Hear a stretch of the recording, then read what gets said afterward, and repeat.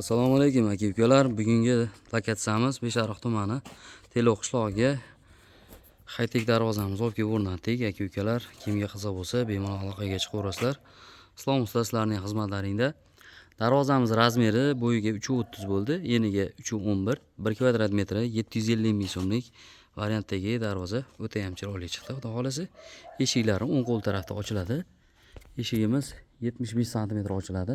Stoykalarimiz ham polni qalin bo'lgan. Stoykalarimiz 8 ikkilik stena, profillarimiz 6 ga 4, 1.5 stena bo'lgan. Darvozamiz ko'rib turibsizlar, juda ham chiroyli chiqdi. Nerjinkalar qo'yib berdik. Profillari ham 6 ga 4, 1.5 qalinlikda. Mashina o'tadigan joylari shivellar bo'lgan. Zamoklari har doimgidek zo'r zamokdan. Qulflanishlariga baho berib qo'yaverasizlar.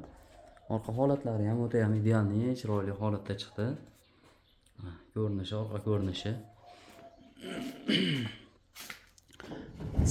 Sentr zamok bo'ldi. Har doimgidek rezinkalarni qo'yib berganmiz. Ochilib yopilishlariga daram-durum qilmaydi. Toshning darvozamiz o'ringa o'rnashdi. Holatni ko'rib turibsizlar, juda ham chiroyli chiqdi, xudo xolasa. Bu darvozamizning общий summasi 6.500.000 so'mga. Dastavka, ustanovka hamma yo'g'i 6.5 millionga olib kelib o'rnatib berdik aka-ukalar.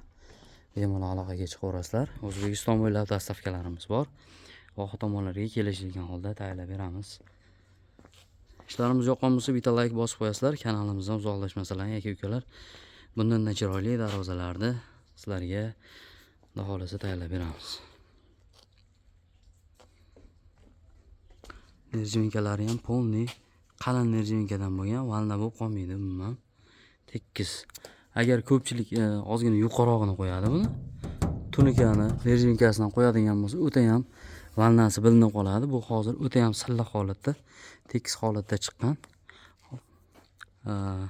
Listlarimiz 1.3 dan bo'ldi.